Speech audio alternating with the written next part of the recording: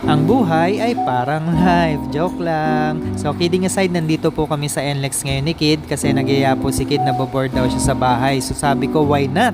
It's the perfect time para mag-ride kami kasi it's November 1 and napakaluwag po ng kalsada. As you can see, halos wala po kami kasabay ngayon sa NLEX.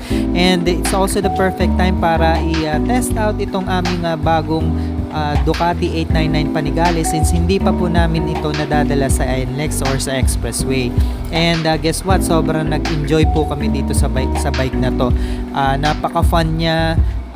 Pwede mo siyang laro-laruin unlike do sa mga previous bikes ko na mga later class. This one is very fun and hindi siya nakakatakot gaano. Ayan. And isa pa, sobrang ganda po ng panahon kaya sobrang nag-enjoy po talaga kami ni Kid sa ride namin ngayon. So ayun lang po.